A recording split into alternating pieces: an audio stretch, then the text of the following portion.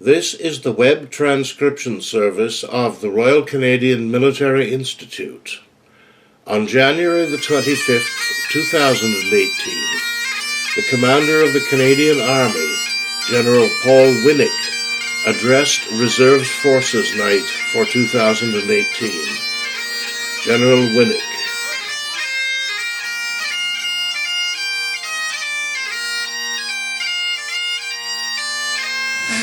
So I told you at the beginning that he was 94.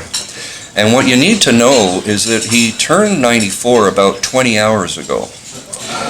And I think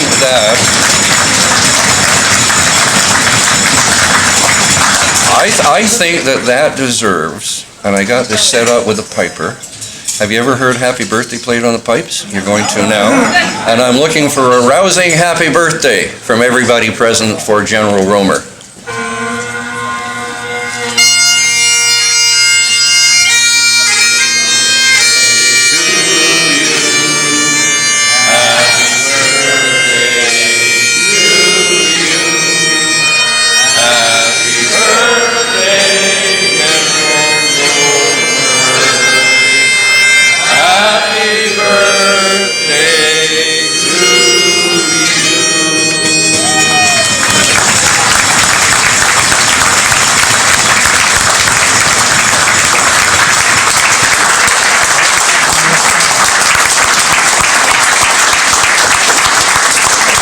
Why do we wish that? Why are we so pleased with what he is doing?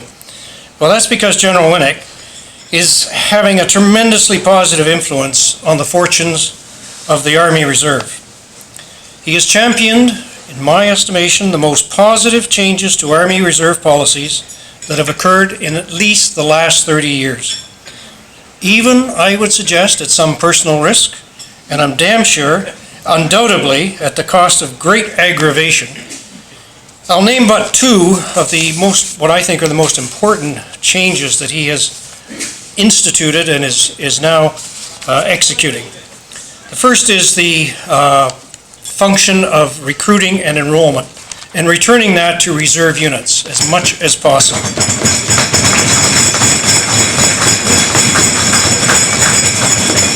I knew that would get a good response because it's something we've been complaining about for these many years. Secondly, I think another absolutely stellar change that he's bringing in is the ability to offer to every reservist 4 summers of employment in their first 4 years of service.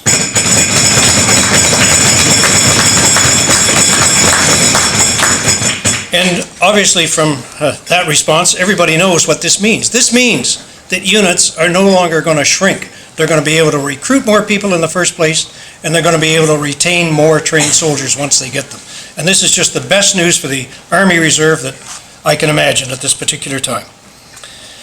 So there's other and even more good things that he's doing, but he's here to talk, not me, and he'll tell you about those things, I hope.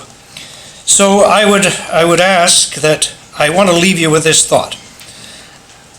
Without this gentleman, without this officer leading the Canadian Army, a large part of one component of the Army, and we all know that it's 2 components, and we all know that he has to look after 2 components in the Army. But one of those components, that being the reserve component, was headed for oblivion. And it's not going to happen now because he's changed the policies, and now those policies have to have some traction and work, and I think they will work. So we owe this, as far as I'm concerned, we owe this officer a great debt of gratitude, all of us who care about the Army Reserve, and we want to see the Army Reserve grow, not just because it's our units, that's all part of it, obviously, but it's also the best thing for Canada. So, if I would really ask you to please give a very warm welcome to the Commander of the Canadian Army. Thank you.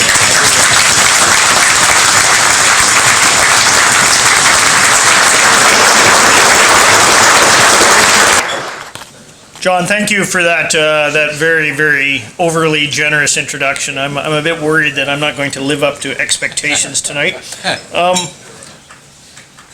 Michael, distinguished guests, ladies and gentlemen, the Army Sergeant Major and I, Chief Warrant Officer Guimont, are absolutely humbled and thrilled to be here. I just want to mention before I move on, because I won't get another chance, because I'm so proud of him, Mr. Guimont will be the next Canadian Forces Chief Warrant Officer.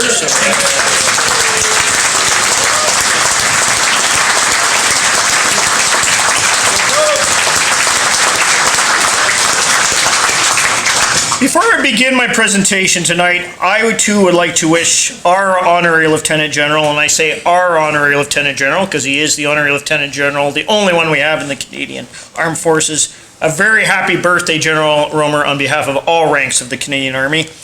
And I don't know if the Royal Canadian...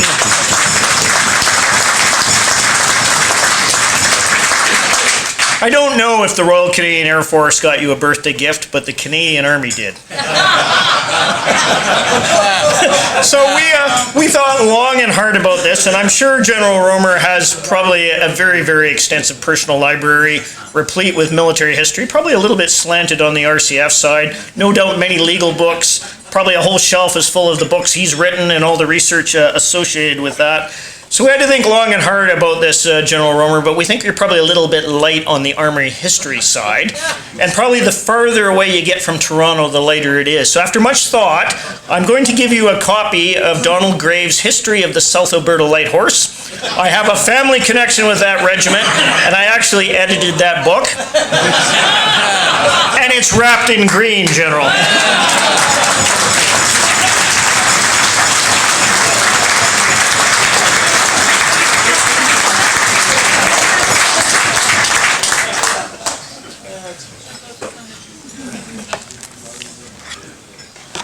So, ladies and gentlemen, I apologize for the PowerPoint, but I've got 30 minutes, and I wanted to convey as much information as I could tonight without boring you, and allow some time for questions. So I realize some of you will have to look backwards. I think it's traditional for the head table to turn around and look up. By all means, please do that if you want, or just ignore it if you want. It's entirely up to you. So this is what I'm going to cover tonight. I'm just going to give you a brief overview on the Canadian Army. For the vast majority of you who appear to be in the Canadian Army or served with the Army, this will be no surprise to you. I want to touch just a little bit on strong, secure, and engaged, the defense policy that recently came out, and the highlights of that, what that means to the Canadian Armed Forces, but to the Canadian Army in particular, and then a little bit about moving the Canadian Army into the future. And I really like to focus on three areas.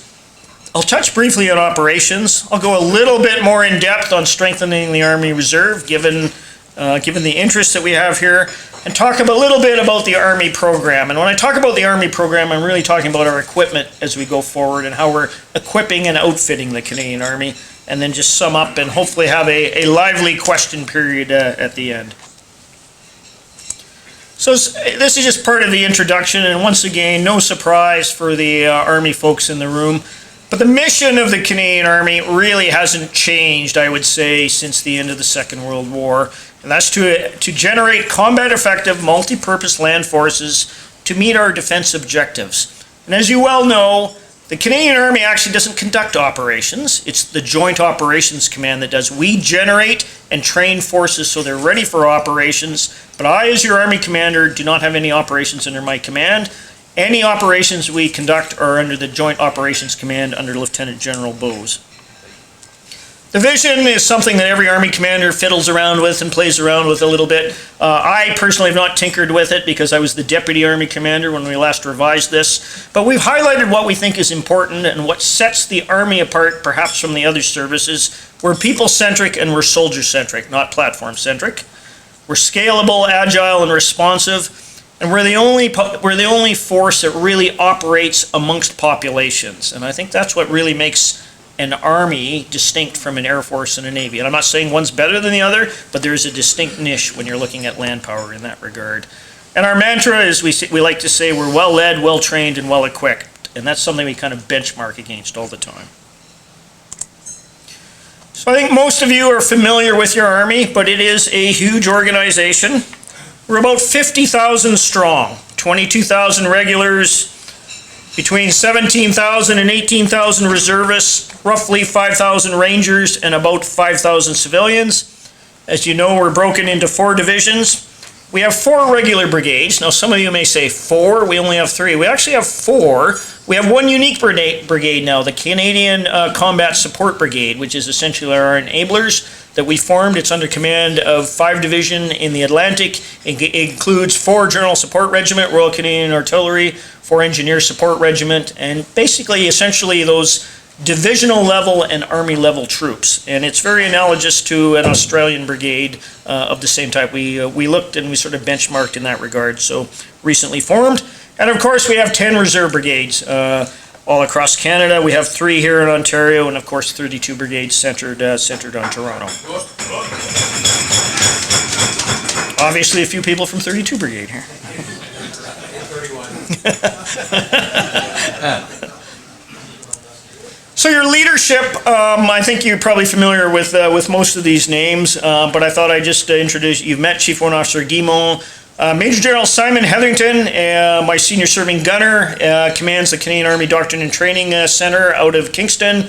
We have Hercule Gosselin commanding the 2nd Division in Quebec, Brigadier General Trevor Cadieux out of Edmonton, 3 Division, of course, Brigadier General Steve Cadden here in Ontario, and the 5th Division, General McCauley in Atlantic Canada. Interestingly enough, for the historians in the room, 1st Canadian Division is actually not in the Canadian Army anymore. It works under the Joint Operations Command. So it's a bit odd. A lot of people say, well, where's your 1st Division? Well, we still have it, but it's a joint formation. And the other question I frequently get, some of you may be afraid to ask this, is why the bizarre numbering? Why do you start with 3 in the West, then you go to 4, then you go to 2, then you go to 5? Well, it's based on historical reasons. When we did this in 2014, the colonels of the regiments of the Patricias and the Vendus lobbied very hard to ensure that their regiments wore the patch that their original battalions did in the First World War. So, of course, the Patricias wore the French grey out west, and the Vendus wore the dark blue in Quebec. So they got first pick, and then we just went sequentially after that. So that's the explanation. It's nothing deeper than that. Ça va bien. Canadian Army narrative, and it's important as we're conveying who we are and what we do that those of us in the Army sort of say the same thing, and these are kind of important precepts that I like to emphasize. One is land power projection remains essential. No war, and I defy you, no war battle has ever been won at sea or in the air. Now, General Romer may argue with me on that, but even if you look at the recent Libyan campaign where our Air Force did extraordinary work, but that was in support of the various Libyan factions on the ground as you go forward. As I said, we're a soldier-based organization, we're a people organization, we're a medium weight force complemented by light and heavy forces. We don't have a lot of heavy forces. We have 1 tank regiment, the Strathconas and Armoured Engineers. We have 3 light battalions, but we're very much what we call medium weight based on the LAV-3 platform, or the LAV-6 platform. Scalable, agile, and responsive. One thing that we've really been stressing, the Army Sergeant Major and myself, and the various division commanders, is we are one Army. There is not a separate entity. There's not reserves, regulars, rangers, civilians. We're one Army. And there's also the extended Army family. As far as I'm concerned, the extended Army family goes from the youngest Army cadet to the oldest veteran that we have. And when you look at who that represents and their families, when I talk about the Army message and who we're talking to, that's about 500,000 Canadians. That's not 50,000. There's about 500,000 Canadians that identify positively with the Canadian Army brand. So I want to talk just a little bit now about strong, secure, engaged, our defense policy. I think probably most of you have had a chance to look at it. I'm a little biased, but I think it's an extraordinary defense policy, but I got to sit on the Defense Policy Committee in formulating that policy as the only service chief. And much of my first year in command was actually spent working on that document. Not being parochial, but obviously we wanted to make sure all services were represented, but I made damn sure the Army was represented in that document. So there are just a couple highlights. An increase, and this is the first time in a long, long time, an increase in the paid strength of the Canadian Armed Forces, 3,500 regular and 1,500 reserves. And on the reserve side, I think you all well know, in some ways, one of the things I argued was it was smoke and mirrors. If you go from 28,000 to 500 to 30,000, but you're only paying us at 17,000 or 18,000, it doesn't mean anything. Well, it will mean something in the future. If we can recruit up to that, we will get paid up to that level. The other thing that I think was really fundamental in that document, I thought you'd like it. The other aspect that I think was fundamental in that document is it reaffirmed explicitly the importance of the brigade level and training at the brigade level, which in Army parlance is the threshold of a professional Army.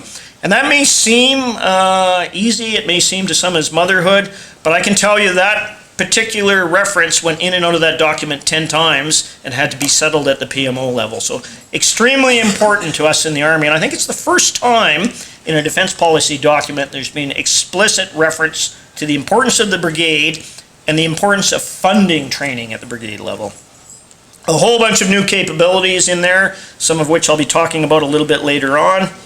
And of course, on the reserve side, the first time we've seen in a defense policy a separate and distinct section on the reserves, and the bulk of that obviously was related to the Army Reserves because we are the biggest of the three services. Additional roles were mentioned in there, and I'll talk about that a little bit later on. And as John mentioned, guaranteed summer employment in the first 4 years, and I'll talk a little bit more on that. And finally, the very first part of that document was an emphasis on personnel, the importance of human capital, the importance of rejuvenating, training human capital, treating our people right, and modernizing our personnel policies, many of which date back to the 1950s, and we don't even understand why, at this point, why they were developed. We just follow them because they were policy. Well, you know, many of us have put up our hands and say, well, maybe we should change them. If it doesn't make sense, and we don't know why it makes sense, maybe it's time to change it.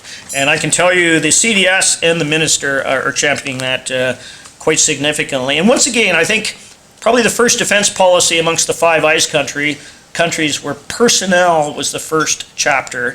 And that is met with rave reviews from our allies. I've talked to my counterpart in Australia, General Sir Nick Carter, the Chief of the General Staff in the UK, very, very positive feedback. And I think you will see in future defense policies in these countries, they will follow our lead. So once again, very, very happy. You know, I was joking. I was one of many people in the committee. A lot of people spent a lot of time on that document.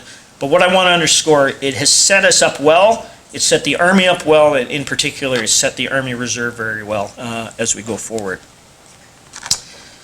So that's as sort of an intro. I wanted to just talk about, as we move the Army into the future, touching on those three themes that I mentioned later on. And as the Army commander, you know, we come up with lots of documents, doctrine, all the rest, but I've emphasized during my tenure, and it's not going to change, there are really three main themes or thrusts that we are focusing on. One is force generating for operations. That's our raison d'etre. That's our bread and butter. And I must say, as your Army commander, I actually spend very little time on that. We're really, really good at that. We're really good at training people for operations. We're very professional. I don't spend a lot of time on things that don't need a lot of Army commander attention. And you are all very professional. Our officers are very professional. And we are highly, highly regarded. The Army Sergeant Major and I are very fortunate. About every 3 or 4 months, we go over to Latvia and Ukraine. I can tell you, and I can tell you unabashedly, and I'm not saying this as your Army commander, our EFP battle group in Latvia is the best out of the four. I will not get General Sir Nick Carter to admit that, but it is. And I'm not getting that feedback from Canadians. I'm getting that from NATO staff. You can't attribute that, obviously, as you go forward.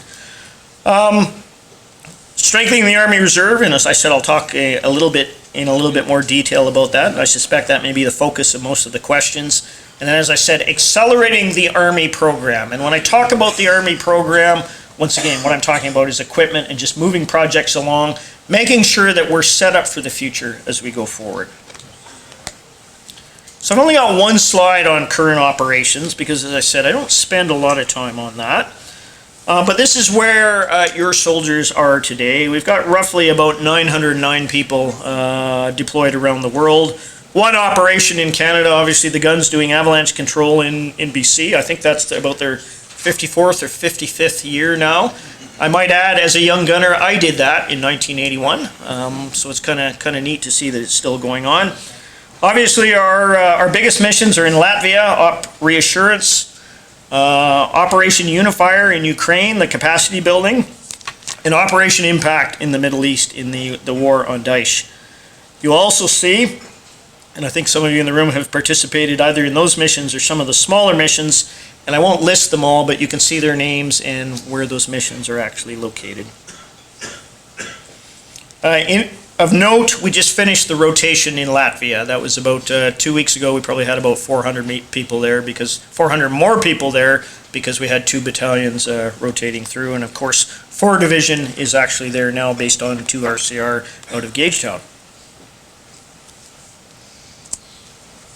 So, strengthening the Army Reserve, and I would say this is probably where the residual effort of the Army staff goes. Any bit of extra effort not devoted to operations or moving equipment is strengthening the Army Reserve. And I can tell you unequivocally, and the staff believes this, your division commanders believe this, we're calling it strengthening the Army Reserve, but we're not strengthening the Army Reserve, we're strengthening the Army. If you strengthen the Army Reserve, you strengthen the Army. And this is not, I can assure you, when I leave at whatever point that is, I can assure you that the leadership of the Army is very invested in this, feels very passionate about this, feels very strongly about that. Plus, it's ensconced in policy right now, so there is no option space. We've gone down this road, and we are not stopping. So a couple points that I want to emphasize. The first is grow as fast as possible, and I see there's many unit COs in the room. I think hopefully that has filtered down our brigade commanders, but it's essential, absolutely essential, that we get our numbers up as fast as possible, because we will not get the funding for those 30,000 reservists if we can't recruit 30,000 reservists. And I know that we're pushing through many of the impediments right now. We're trying to change the policies. I know we just took over reserve recruiting on the 1st of April, but the whole idea is to put all the variables in the hands of the commanding officer so he or she can control the fate of that unit, which is the way it should have always been. I fully accept, thanks Julian, thanks. I didn't do a plant with Julian to tell him when to clap here, but I fully accept that not all units are going to grow at the same rate. I fully accept that there is going to be asymmetrical growth. We also accept that in many ways we've got a 19th century, geographically speaking, a 19th century militia footprint when we need a 21st century Army Reserve. And the way, if I can explain that, when many of our units were formed and where they're located now, 70% of the Canadian population was rural. Well, just the opposite is true now. And we know as we go forward there's going to have to be some rebalancing. I'm in no hurry to do that, but I will reinforce success as we go forward.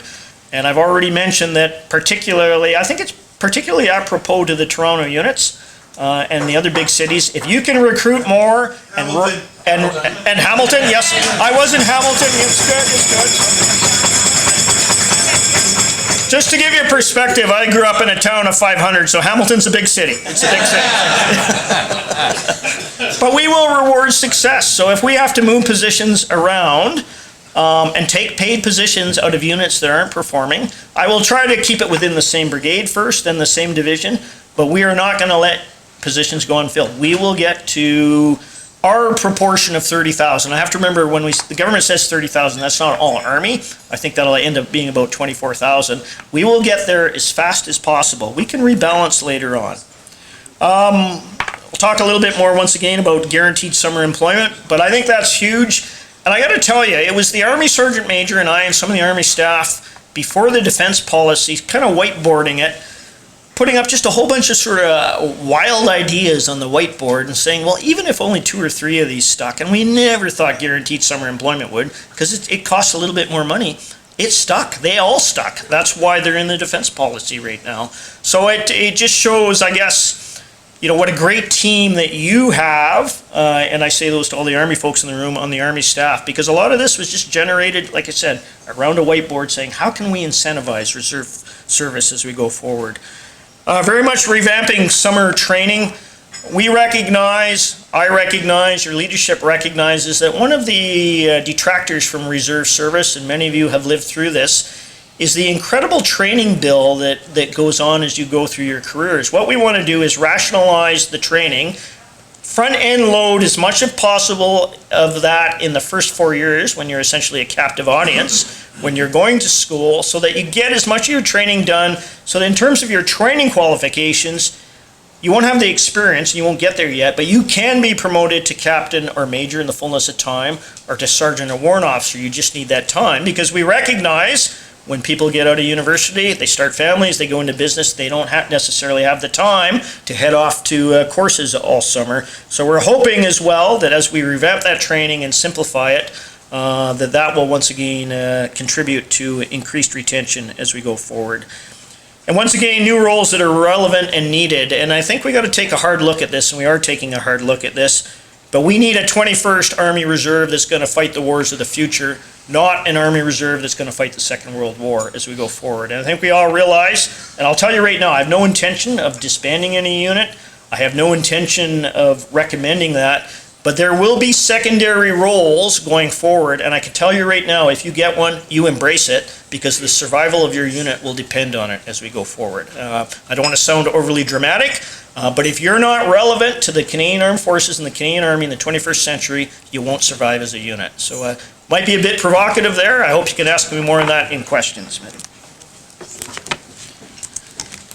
So hopefully most of you have heard of strengthening the Army Reserve, STAR. It's something. It's an acronym we use within the Army. It doesn't really resonate well outside of the Army. General Vance, when you say STAR, he'll say, "What's that?" But that is essentially how we've categorized or broken down some of the initiatives that we've done. Now, there are a lot of initiatives there. We're obviously focusing from a staff horsepower and an Army headquarters point of view on some more than others. I could talk for quite a while on all these, but I'm not. I've just selected 3 of them that I want to drill into that I think are the most important in the short term, and give you a little bit more on that. But if you have any questions on some of these, I know more about than others. Some of them I'm more focused on. Obviously, the ones that are highlighted, I'm very focused on at the moment. So as I said, I'm just going to talk about the 3 that are highlighted. So that's recruiting, the mission tasks that are coming forward, and a little bit more information on full-time summer employment as it comes up. So the recruiting initiatives, what we said is essentially the gold standard is 2 weeks. We need to be able to work towards recruiting an individual in 2 weeks and remove as much of the red tape and bureaucracy as possible to actually ensure that that happens. And there's no magical standard there. I mean, how many of you, and I know many of you have reserve service going way back, how many of you were recruited in 2 weeks or less? I was one of them. So it tends to be us older folks, if I could say that. But it can be done. Sir, the rest are criminals. Well, I'll talk about that later on. But it is possible and has been done. But I can tell you, and some of you have been involved in that, the bureaucratic inertia to actually get ahead of that. So I'll tell a little tale out of school. And when I came in and talked to the Army Sergeant Major about this, I briefed the Army staff on what I think, Louis, you may have been on the staff at that time, mainly on the G1 side. They spent 2 hours briefing me, and at the end of it said, "It absolutely can't be done, sir." And I said, "Well, your job depends on it, because it will be done." And they said, it's never been done. I said, "Well, it has, because that's how I joined the Army." So it has involved the Army Sergeant Major and myself personally actually looking at what we need to do and what we don't. And a lot of the staff were coming back saying, "Well, there's a lot of risk there." And I go, "Well, who owns the risk?" Well, mumble.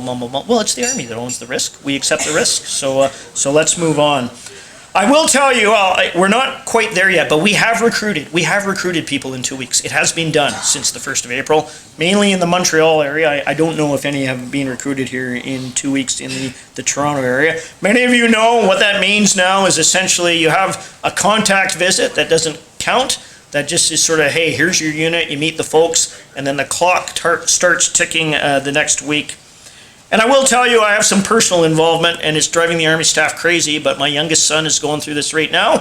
I talk to him every night about what the obstacles are, and I'll tell you, I was puzzled by one of the things. I went right back to the Army staff, and I said, "Fix it." So I feel kind of sorry for my son, because he's got a unique last name. I think they've made this connection.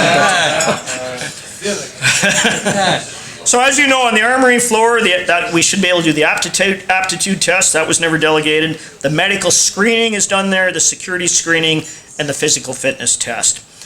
What we're still wrestling with a bit is the medical review that is actually done in the center. It's done in Ottawa. Right now that's taking 2 to 3 weeks. That's an unacceptable amount of time. That needs to get down to 1 week. And the security screening, when we negotiated this, we said 4 days. That's taking about 8 days.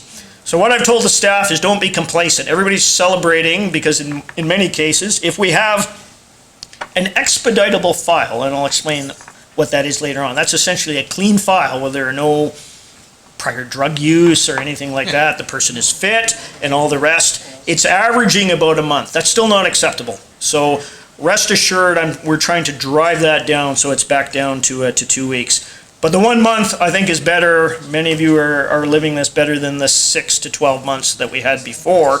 But I don't want the 1 month to be the accepted standard. It has to be 2 weeks. That has to be the norm. There was a huge backlog of medical files in NDHQ in November, about 700 or 800 files. We got pretty angry with the Surgeon General, and what happened is he actually had a conference of base surgeons. They were doing medical stuff, but we made them all stay 3 days, and all they did was do these files. So they were down to nothing. So, and they know if it happens again, that's going to happen again. The other thing that we're still struggling with, and I'll be honest, is the money and the approval levels for attraction and advertising. That's a bit of a bugbear, and a lot of these are Privy Council office rules on advertising for the Canadian Forces, and it's splitting hairs, but we're saying, well, recruiting and attraction is not advertising the Canadian Forces, but this is going all the way up to the clerk, and I just ask that you be a little patient.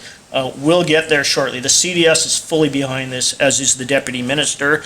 I was about to just do it, but I was counseled by the Deputy Minister saying, you might break it, we're almost there. So I said, we'll lay off just a little bit. So when we're talking about recruiting in that amount of time, what we found is this doesn't apply to everybody. Only about 20% of the recruits that actually come in the door and sign up and are serious about joining the Army Reserve, only about 20% can be recruited in 2 weeks to 1 month, as I'm saying. There's actually a lot of wastage as we go forward. Now that's still good, because what I was worried about is that 20% we were losing in the past, because these are keen, motivated young Canadians, and they're not going to wait 6 or 8 months to get a job. So that's good, we're not losing them. But we're not getting massive amounts in, and many of you are seeing us. We're getting our statistics from the units. About 10% fail the aptitude test. I was kind of torn whether we should do the aptitude test or not, but I looked at it. It's almost kind of a basic intelligence test. If you can't do that, we probably don't want those folks in as we go forward. Maybe I shouldn't say that. I didn't do it. I just looked at it. But about 5% are failing the fitness test, and that's just the basic force fit test, with the sandbags and the shuttle run, and it's a pretty low standard. Medical is where we're losing most folks. So if there's any sort of medical complications, and that doesn't mean they can't get in, that means it's going to take longer than 2 weeks. So there's actually a review process where that has to go back to Ottawa, it has to be analyzed, and then it comes back. Drugs, excessive prescription drug use or otherwise, about 3%. And security, about 2%. So as I said, we're only working with about 20% of the files. When we started this, we thought it would be about 35%. And obviously we're tracking statistics as we go forward. But the important thing is, for those 20% that get through this filter, we don't want them waiting 8 months because, like I said, they're keen, motivated young Canadians. We will lose them if they have to wait. So the full-time summer employment, once again, the defense policy was quite explicit. It said starting in 2018, and I'm very pleased it's starting in 2018. It is causing the staff a lot of work, but because it's now government policy and defense policy, the money has to be there to do this. So, obviously, success in the first year is critical. Between the 1st of May and the 31st of August, there's 123 days. The intention is to offer to anybody who wants it full-time employment for those full 4 months or any portion thereof. Obviously, if you're talking somebody in high school between grade 11 and 12, it'll only be 2 months. If it's somebody that doesn't want full-time employment, that's fine, but we will guarantee it. With once again, what the caveat is, we get to tell you where you're going because we want to put the emphasis on individual training, get individuals trained. But if there's a 2-week gap between courses, we're not going to say go home and we're not going to pay you. We might say go home and we'll pay you, or we might say come into the armory. But you're guaranteed to be paid during that time. And once again, we're hoping that that will incentivize more reserve service, because effectively you will be able to pay your way through university through a bachelor's program.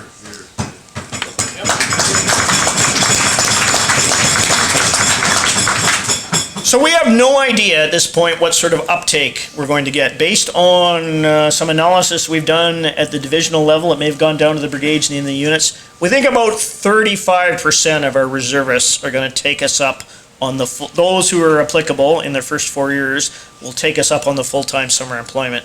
That's what we're budgeted for. But if we get more, we get more. We have to pay for them. So it's a bit of a recce to contact in this year. We're kind of venturing out into the unknown. The more we can get, the better. If we get over 35%, that's good. Then we'll baseline that for the following year. But more or less, we're looking at training slightly over 2,000 reservists. We think that it'll want that. And you can see the support bill for that is about 1,110. And I have to keep putting that in there to remind the powers that be that it actually costs, there's an overhead associated with regulars and reserves to train that number of reservists as we go forward. So the other thing that I think is quite significant is Army Reserve mission and tasks.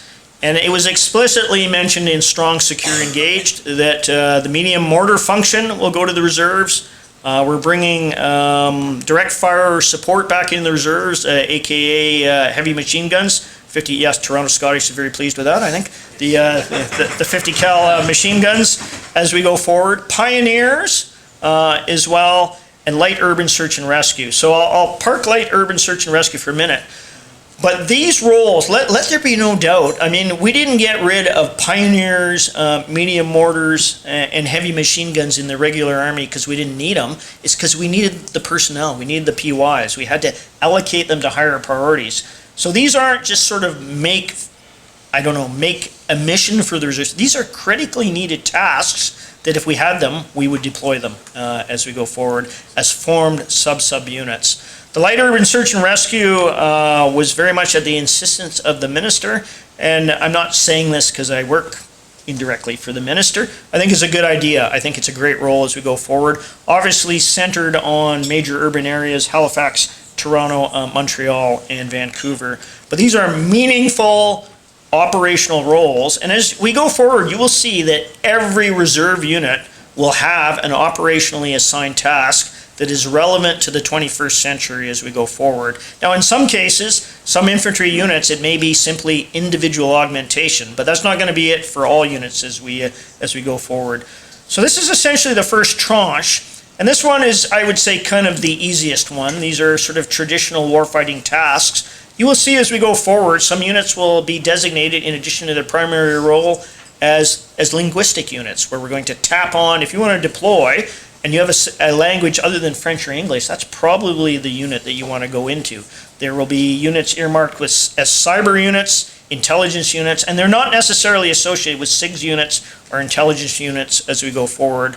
So once again, my recommendation is embrace these emerging roles. They are not replacing your traditional roles, but if you're not relevant to the hybrid warfare of the 21st century, then you're ripe to be looked at in excruciating detail, not by the Army, but by the Canadian Forces writ large. So some of you may or may not have seen it, but those are the units. Those are where they're going. So just to highlight here in the 4th Canadian Division, the mortar unit will be the Royal Highland Fusiliers. The direct fire support, the Toronto Scottish, and I know we have some members of the unit here tonight. The Pioneers will be the Hastings and Prince Edward Regiment. And here in Toronto, the Lussar unit will be the 7th Toronto Regiment as we go forward.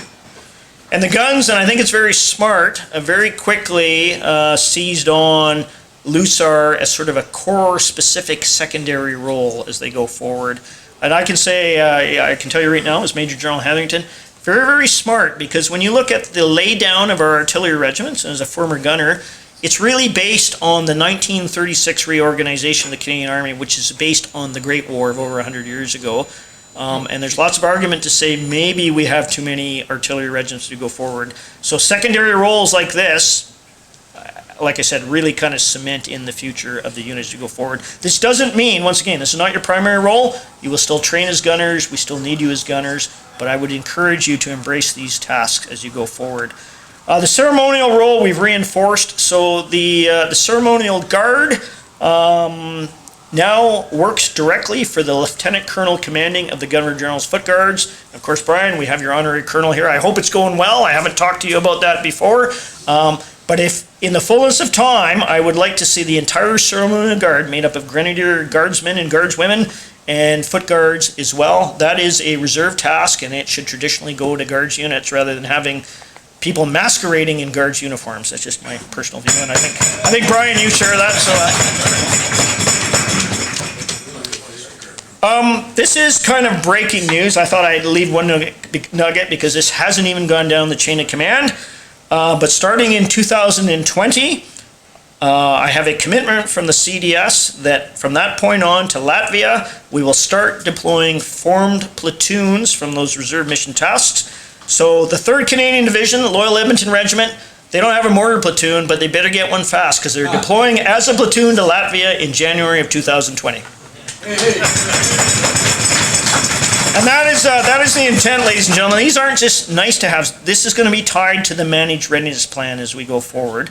And we have a cap on, there's 450 people to go to Latvia. There'll be one less regular infantry platoon going to fit in this platoon as we go forward. And it's not necessarily mortars. We have the flexibility on other rotations to put in pioneers, direct fire support. And a lot of that is just to keep the Russians on their toes, sort of variable geometry, as we say. So we talked a little bit about the Army program. That's essentially doctrine and structure as we go forward. A lot of work is being done there. I won't get into detail into making sure that the Army structure reflects the challenges of the future. And you will see alterations to the Army, in particular the Red Force. I can tell you right now, we're going to smaller infantry battalions. I'm convinced of that. But a lot of that will be to beef up some of the critical capabilities we need in the reserves, in intelligence, and in combat service support, because we are not optimized as an Army right now in terms of balance. There's a lot of great procurement underway. The TAP-V already had 394 delivered. The medium-range radar was just delivered to 4 General Support Regiment, Royal Canadian Artillery in Gagetown.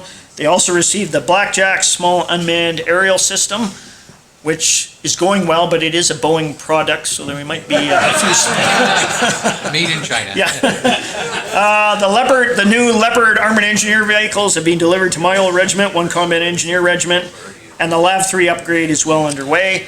Lots of work being done on infrastructure. I know a very sensitive issue, but I can assure you the Army is synchronized with the Associate Deputy Minister of Infrastructure and Environment. There'll be no unilateral decisions. We will optimize infrastructure that we need as we go forward, preserving heritage and history. I mean, and I mean this quite sincerely. I've been involved in lots of Armory battles over the last 37 years. We will proceed very carefully on this as we go forward. Won't spend a lot of time on this, but this is just a preliminary list of the major projects that we're in strong, secure, engaged. I'm just going to talk about one, and probably the most important one.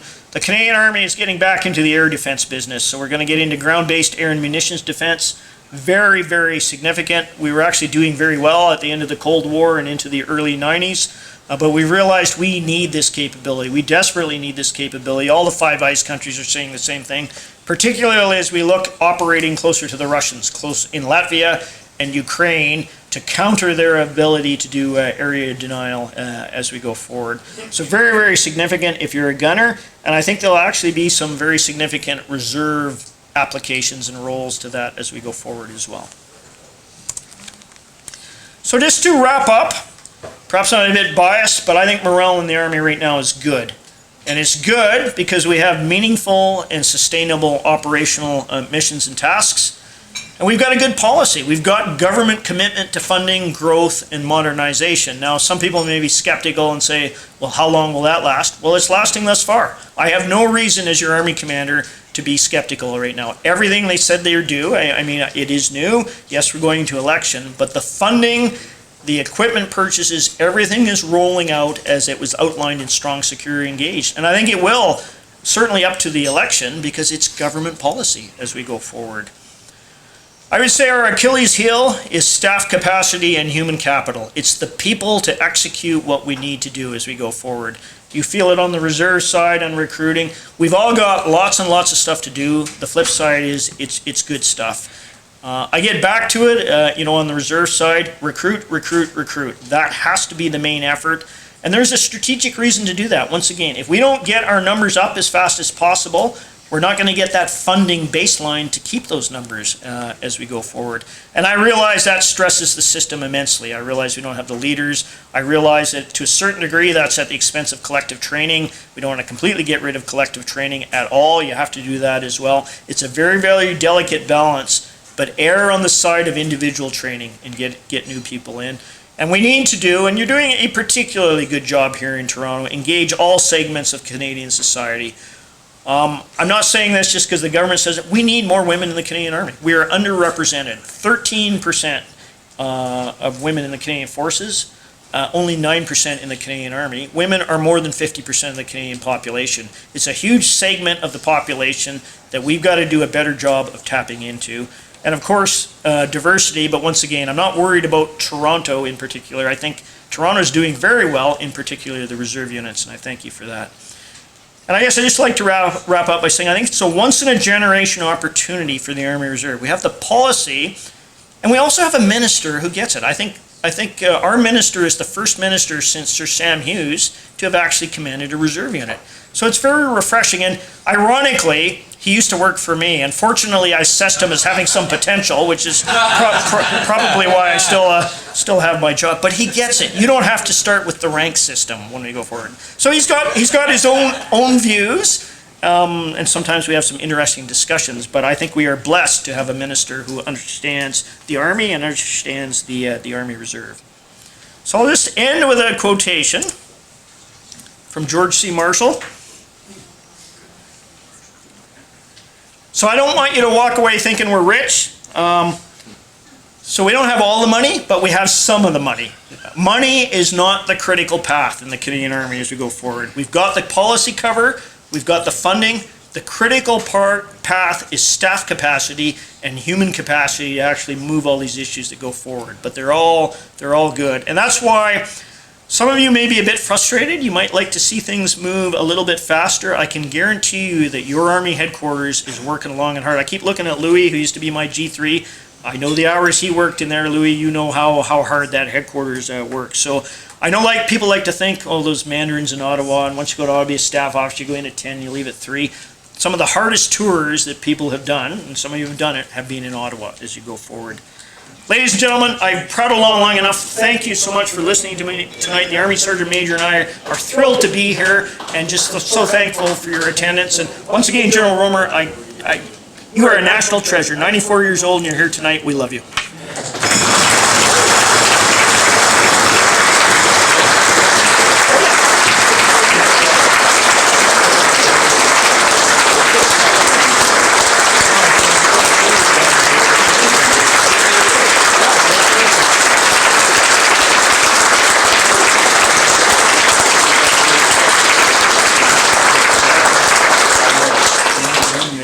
Thank you very much, ladies and gentlemen. It was a very impressive speech, and I think the first time we've heard the real truth, and we can see the future coming forward. And I think that's a great way of doing it. Do we have any questions from the audience? Yes. Sir, the question I have, and maybe a fly in the ointment. When I was younger, the regular force routinely supported right down to the cadet level. When I was at Ipperwash in 1966, all our warrant officers and our senior NCOs and our sergeant majors were all regular force. There was an ethos, so there was an understanding in the regular force that in the summertime they dropped their tools and they trained the militia, and we seem to have lost that somewhat. And as the years went on, it was militia training militia, and it was very, very difficult to find the instructors, because our instructors, of course, they work at Coca-Cola, they work at Bank of Commerce, and to try and to get them to teach reservists, very difficult because they have their jobs. And then we would meet many, many regular force people that were at Kingston and they're RCR and they're assigned to the cadet program or whatever. And these would be brilliant instructors to bring back to teach our summer courses. Is there any plan, sir, to reach down and find these individuals and to bring back this mentality of the regular force teaching the Reserve Army? Sir. Yeah, it's a great question, but what we didn't have, and I'm not sure what you're, I go back to the late 70s, early 80s, is what we have now is the managed readiness plan that we have. So as you know, right now, 4 Division is in high readiness. There are a lot of operational commitments that must come first. But once you satisfy those, I completely agree with you. And your division commanders have been told, and they will acknowledge this, they will do it. No reservist will go untrained. We will use regulars to train reservists until we get the reservists healthy enough. And this is not an overnight solution. This is 5-10 years till we get up a sufficient cadre of officers and trained NCOs and reserve units. But once again, nobody will go untrained. And getting back to what you said about cadets, as a former Army cadet, I completely agree. At Vernon Cadet Camp in the 70s, every position was filled, mainly by regulars. What I started seeing about 8-9 years ago was the Army wasn't even filling its commitments regular reserve at cadet camps. I can assure you, the order was given last year, it'll be this year, cadet taskings for Army cadets will be filled 100%, either by regular reserve as we go forward. If we have residual capacity, Navy and Air as well, but that's a Navy and Air Force problem. But I am passionate about the Army cadet movement. I am a product of it. I think we got to get more cadets in the reserves. Yes, I know it's to train citizens, but generating an interest in the Canadian Armed Forces and being a good citizen are not mutually exclusive as we go forward. So, kind of a long-winded answer, but yes, it may not be back to the cycle where essentially the entire Reg Force downs tools in the summer to trainers, because we just can't afford to do that now for a whole bunch of reasons.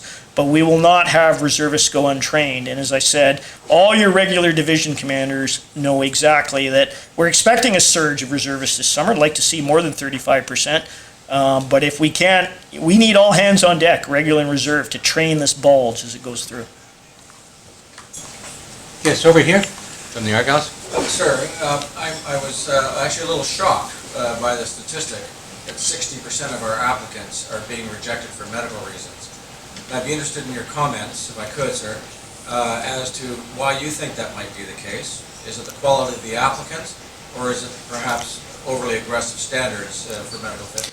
It's a good question. I think it's a little bit of both. Certainly talking to the Surgeon General and a few others, we're seeing a lot more, compared to previous generations, 10, 20 years, a lot more mental health issues as we go forward, which doesn't preclude you from getting in, but it certainly means we want to have a good look at the screening as we go forward. So I would say that's the big factor. And then the other thing is just any, if you have asthma and that sort of thing, you actually have to have a doctor to look at that to verify whether they go in. So we cannot, and I tend to agree with the doctors on this. We've got to be pretty careful as we relax those standards to go forward. But in summary, I would say the biggest thing is mental health issues as we go forward. Yeah, there's one over here. Lieutenant Colonel Mike Clary. I know where you are, Mike. About 2 years ago in 4 Division, we had op reinforcement, which may be running. Yep. I think it was a divisional idea, which was to pay reservists to train with the regular force up in Petawawa as available. Has that been institutionalized? It was an excellent program.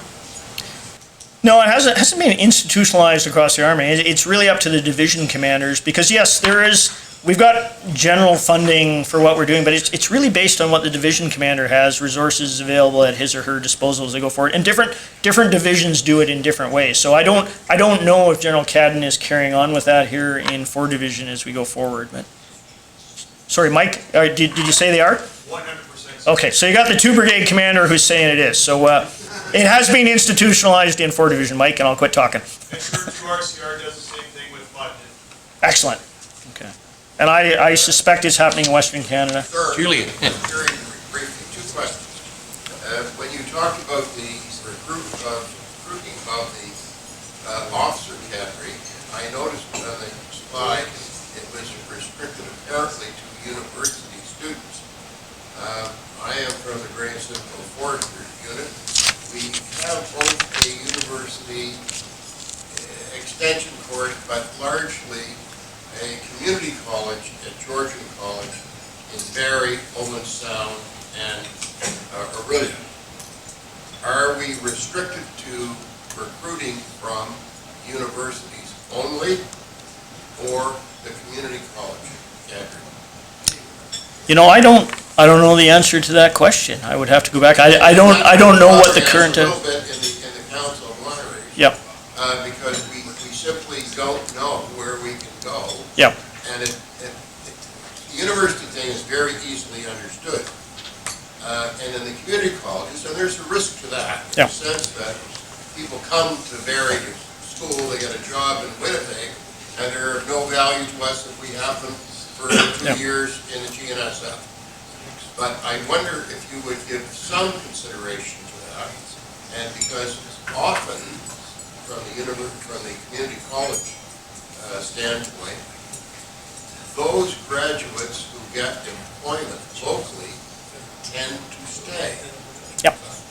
So it would be beneficial to a reserve unit to be able to recruit from that group of potentialists, because 50 to 60% of them can stay if they have employment locally, Right. which is where they do their practicums.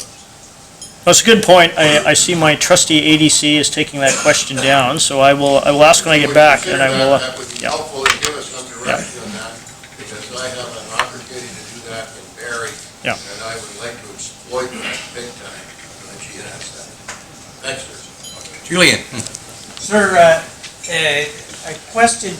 You raised the point about attraction and the issues with ADMPA and the It goes challenges- higher than that. It's a PCO level. Yeah. But one of the challenges that all of the units face is brand recognition. The challenge of actually making the Canadian public aware that there is an Army Reserve. Now, I think we've gone a long way down the path of at least segregating for the Canadian public that there is such a thing as the regular and reserve. But I'd just like your thoughts on how we can help Yep. the units to on the attraction side to make people aware. Julian, it's a great question. Actually, we had ADMPA. We briefed him and his team last week on that very point, saying the generic join the Canadian Forces, there's 100 different trades, open to men and women, full-time, part-time, doesn't do it. So we very much specified, yes, we need reserve-specific recruiting, advertising, and it must be regionally different. What works in Halifax doesn't work in Edmonton, doesn't work in Quebec City. So that's very much what we're trying to do, is get it down to sort of divisional or even brigade-specific and get the authority to do that. So there's 2 aspects. There's the authority, and then there's the funding. And some of you have very, very generous honoraries with very deep pockets who are constantly saying, well, I'm just going to pay to do that. I'd actually like to take them up on that offer, but we got to get through some of the policy hurdles, because if I break government regulations, it's all going to fall down. But I guarantee you, once again, we've been doing a lot of talking with the Deputy Minister on this, the Associate Deputy Minister of Public Affairs, and the CDS, and we're all saying the same thing. And I know that there have been some discussions with the clerk. So I think we'll get there. It's not as fast as I want to get there. And part of that is, if we actually want to increase the numbers, so, you know, we more or less got the policies in place. We have to fiddle around with them on the recruiting to get that expeditable 20% through. I was quite concerned about that. But we have to increase our catchment. We have to be attractive to more Canadians. We got to get about 5 times more Canadians just taking the bait, if you will, to actually walk in the door if we're serious about growing. So it's a great point, Julian. Something, you know, I don't have any concrete answers for you yet, other than tell you your Army commander is seized with that issue. So. Yeah. Are there any other questions? One over here. Peter. Sir, Lieutenant Colonel Saint-Denis from the Argylls. Just a quick comment for everyone to educate them on the journey. kind of breaking that membrane between the regular force and the reserve, the ability for soldiers to transition to the regular force if that is what meets their needs, and or the reserves if that is something that they want to do. So instead of this FTUC or regular force kind of component that comes for compassionate reasons, it can be a soldier that decides that they have to come back to Hamilton or Toronto, even though they're regular force, but to work within a reserve unit to support the Canadian Army writ large. Yeah, it's a great program. So the Chief of Military Personnel has been directed by the Chief of Defense Staff to look at something where the overall umbrella on this is called the Journey. And it's essentially examining every personnel policy that we have, almost from cradle to grave. And I truly mean that, right to burying a veteran, and making it more flexible and fungible and the ability to move things around. And part of that, once again, was getting away from this sort of regular reserve type split and full-time, part-time, and the ability to move individuals around. And we need to do that. I'm adamant we need a lot more full-time people in our reserve units.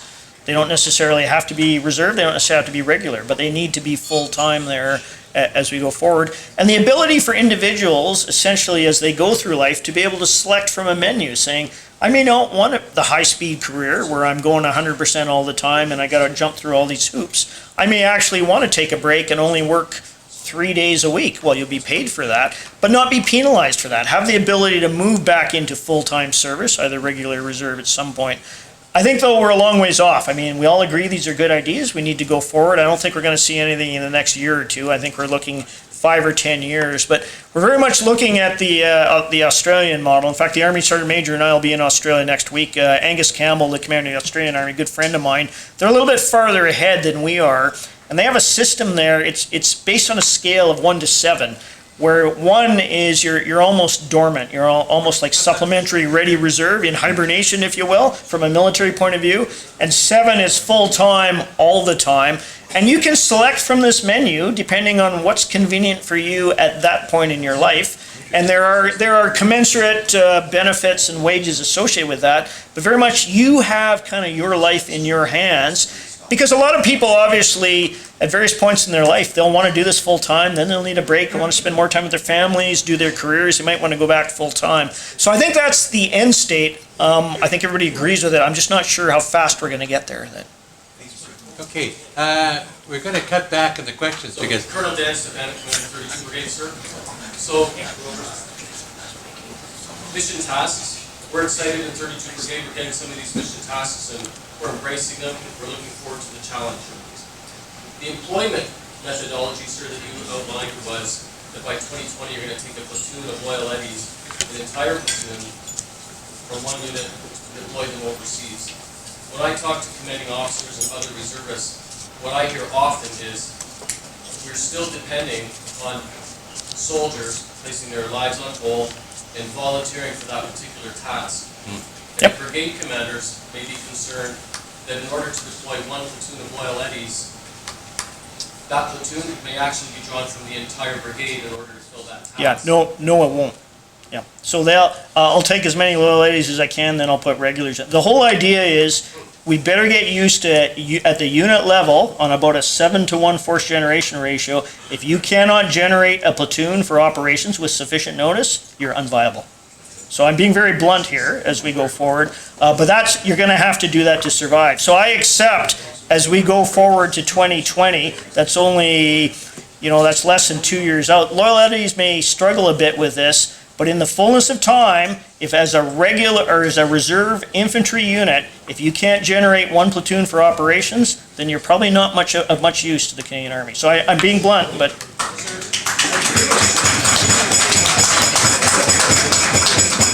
Do you envision any changes to legislation to help that? Right now, the Employment Standards Act in Ontario protects soldiers for operations, but not necessarily for training or other types. No, I don't. That's why you, reserves, will have a 7 or 8-to-1 force generation ratio, and regulars have a 3-to-1. And we're lucky to get that 7. I had to argue with that. The CDS was saying 5 or 6. So sorry to be so blunt, but it's great because I can get my message across here. It's vitally important that as reservists, that as a reserve unit, The operational output as a distinct reserve unit is going to be a platoon. So you better aim for that. That better be in the sights of all your commanding officers as they go forward. Thanks.